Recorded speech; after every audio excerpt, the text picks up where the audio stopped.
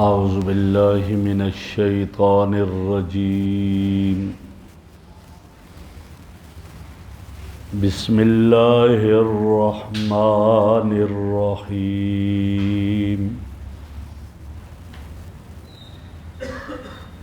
للہ ما فی السماوات وما فی الارض وَإِن تُبْدُوا مَا فِي أَنفُسِكُمْ أَوْ تُخْفُوهُ يُحَاسِبْكُم بِهِ اللَّهُ فَيَغْفِرُ لِمَن يَشَاءُ وَيُعَذِّبُ مَن يَشَاءُ وَاللَّهُ عَلَى كُلِّ شَيْءٍ قَدِيرٌ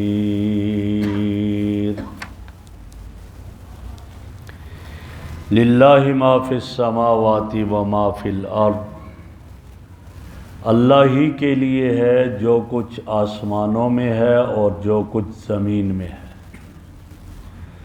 وَإِن تُبْدُوا مَا فِي أَنفُسِكُمْ أَوْ تُخْفُوهُ، اگر تم ظاہر کرو جو تمہارے دلوں میں ہے، أَوْ تُخْفُوهُ، یا تم اس کو چھپا لو، یحاسبکم بہ اللہ، اللہ رب العزت تمہارا حساب ضرور لیں گے قیامت کے دن۔ فیغفر لمن یشاء ویعذب من یشاء، پس جسے چاہے اس سے معاف فرما دے، اس کی مغفرت فرما دے، اور جس سے چاہے اس کو عذاب دے۔ واللہ علی کل شیء قدیر، اللہ رب العزت ہر چیز پر قادر ہے۔ میرے محترم بزرگوں اور دوستو، سورہ بقرہ کا یہ آخری رکوع ہے، اور قرآن کی سورتوں میں سورہ بقرہ سب سے لمبی سورت ہے، اور اس سورت کو قرآن کی کوہان کہا گیا۔ ذروۃ القرآن، قرآن کی کوہان ہے۔ کوہان اونٹ کی جو بلند جو جگہ ہوتی ہے اوپر، اس کو کوہان کہتے ہیں۔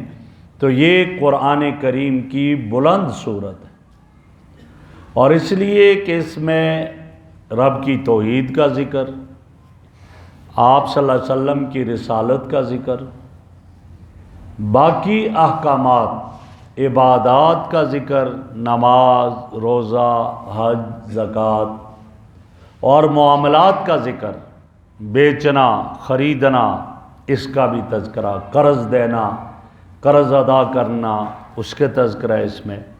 اسی طرح اس میں نکاح، طلاق، میراث، یہ سارے احکامات اس میں ذکر ہیں۔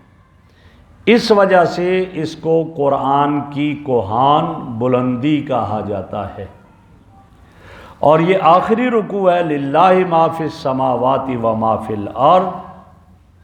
اس رکوع میں وہ رب جس نے قرآن کریم کو اتارا، اس اتارنے والے اللہ کی حاکمیت اعلیٰ کو بیان کیا جا رہا ہے کہ حاکمیت اعلیٰ اسی کی ہے، اور اس کی وجہ یہی کہ اس میں ذکر کردہ سارے احکام اور سارے شرائع اللہ رب العزت کی جانب سے ہیں۔ پھر اس آخری رکوع میں اللہ رب العزت کی قدرت کا ذکر ہے، اور اللہ کے تصرف کا ذکر ہے اس میں، اور اس لیے فرمایا للہ ما فی السماوات وما فی الارض، اللہ ہی کے لیے جو کچھ آسمانوں اور زمینوں میں ہے۔ کیا معنی یہ ہے کہ اقتدار اعلیٰ اللہ کے پاس ہے، ہر چیز کا تصرف بھی اللہ کے پاس ہے، اور ہر چیز کی ملکیت بھی اللہ رب العزت کے پاس ہے۔ اس لیے فرمایا للہ ما فی السماوات وما فی الارض، ہر چیز کا تصرف، ہر چیز کی ملکیت اور اقتدار اعلیٰ اللہ کے پاس ہے۔ اللہ رب العزت کی حاکمیت اعلیٰ کا یہاں بیان ہے، کیا کہ کائنات کا ذرہ ذرہ وہ اللہ رب العزت ہی کے لیے خاص ہے۔ عام طور پر خصوصیت کا بارے میں کہا جاتا ہے کہ کسی چیز کی تخصیص وہ 3 چیزوں کی بنیاد پر ہوتی ہے۔ کہا جاتا ہے یہ بات اس کے ساتھ خاص ہے، یہ کام اس کے ساتھ خاص ہے، یہ اس کی خصوصیت ہے، اس کے لیے 3 چیزوں کا آنا ضروری ہے، جن کی بنیاد پر یہ کہا جاتا ہے کہ فلاں چیز کو فلاں کے ساتھ خصوصیت حاصل ہے۔ تو یہاں ان 3 چیزوں کا ذکر ہے۔ پہلی چیز کیا ہے؟ فرمایا پہلی چیز یہ ہے کہ کوئی شخص کسی چیز کو بناتا ہے، بنانے والا ہوتا ہے، کہتے بھائی یہ چیز اس نے بنائی ہے، یہ اسی کی خاص ہے اور اس کے ساتھ اس کو خاصیت حاصل ہے اور کسی کی یہ نہیں ہے، یہ اس کے لیے کیوں بنانے والا یہ ہے۔ تو کائنات کو بنانے والا اللہ رب العزت ہے۔ فرمایا بدیع السماوات والارض، اللہ وہ ہے جس نے آسمانوں اور زمینوں کو بغیر نمونے کے بنایا، پیدا کیا، وہ اللہ ہے۔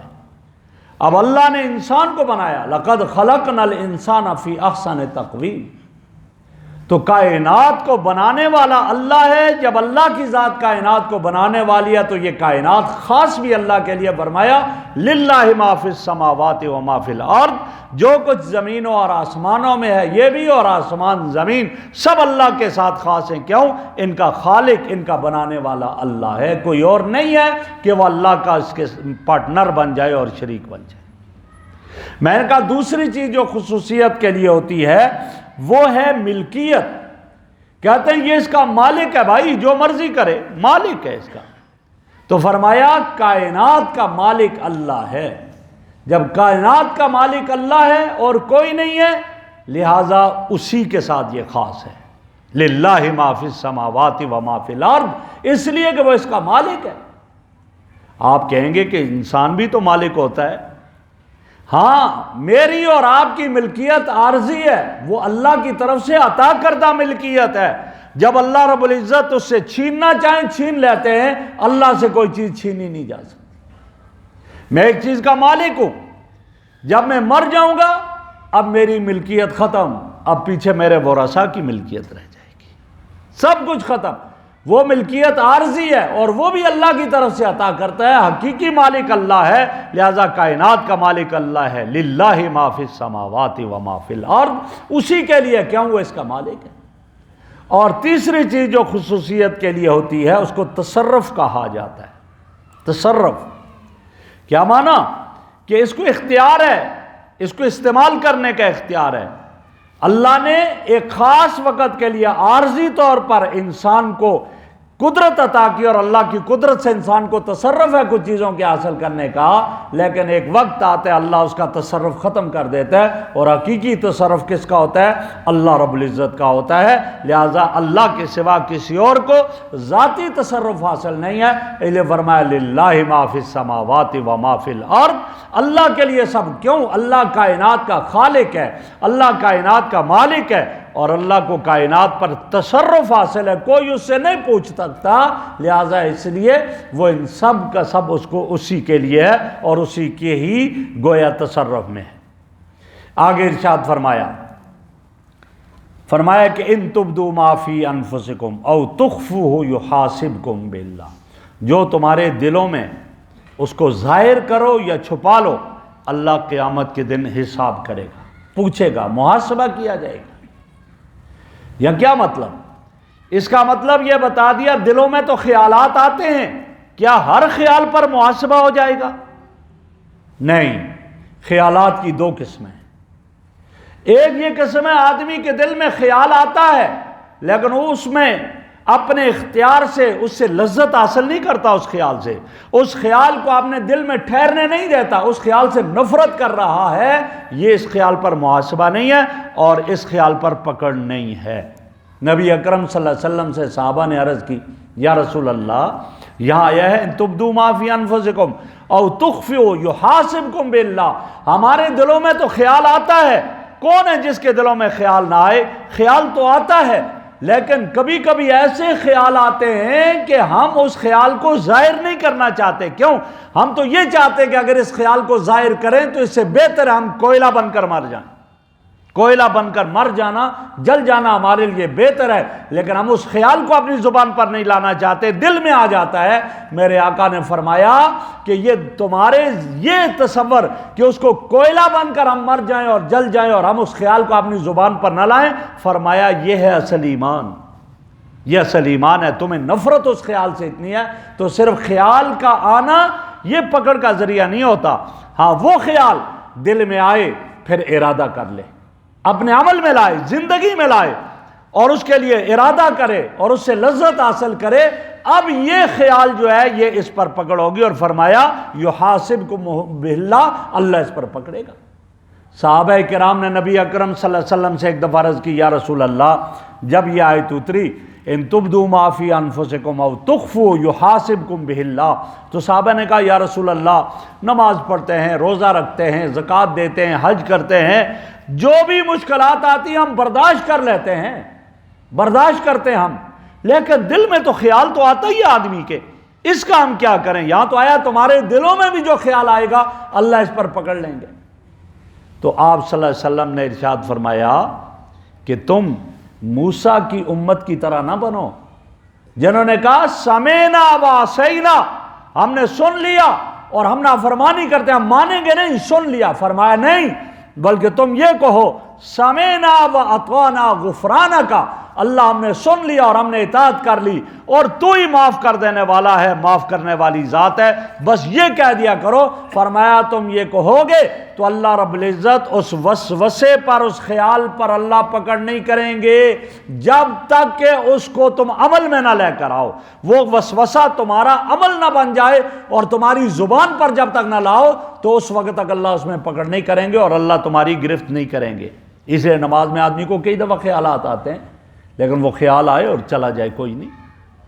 آدمی کو خیال تو آتے ہی ہیں، انسان ہے، شیطان پیچھے پڑا ہوا ہے، ہاں یہ ہے کہ پھر ان خیالات کو اپنے دل میں جگہ نہ دے پھر، اور اس طرح کہ پھر اس سے آگے وہ عزم اور ارادہ نہ کر لے کہ میں نے یہ کام کرنا ہے، ایسا نہ کرے۔ تو یا فرمایا ان تبدوا ما فی انفسکم، جو تمہارے دلوں میں ہے تم اگر ظاہر کرو یا چھپا لو، یحاسبکم بہ اللہ، اللہ تم سے حساب لے گا، فیغفر لمن یشاء ویعذب من یشاء، فرمایا اللہ تو جس سے چاہے معاف کر دے، جس سے چاہے عذاب دے، اس سے کوئی پوچھنے والا نہیں ہے۔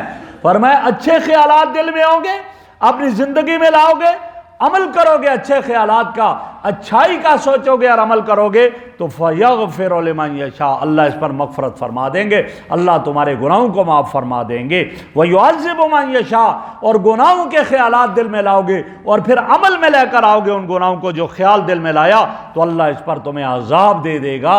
اللہ رب العزت سے تو کوئی پوچھنے والا نہیں، وہ بے نیاز ذات ہے، سارے اس کے محتاج ہیں، وہ کسی کا محتاج نہیں ہے۔ واللہ علی کل شیء قدیر، اللہ رب العزت ہر چیز پر قادر ہے اور ہر چیز اس کے تصرف میں ہے۔ جب وہ قادر ہے، اس کے تصرف میں ہے تو پھر بدلہ بھی وہی دے گا، جس کے تصرف میں اور جس کی قدرت میں ہوگا، اور جس کی قدرت میں نہیں ہوگا وہ بدلہ نہیں دے گا۔ تو پتہ چلا کہ ہمارے اعمال کا، نیک اعمال کا اچھا بدلہ، برے اعمال کا جو ہے سزا، یہ اللہ رب العزت کے قبضے قدرت میں ہے، جسے چاہے دے۔ تو اس لیے کوشش یہ کرنی چاہیے کہ ہماری زندگیوں سے نیک اعمال صادر ہوں۔ اللہ ہمیں عمل کی توفیق عطا فرمائے۔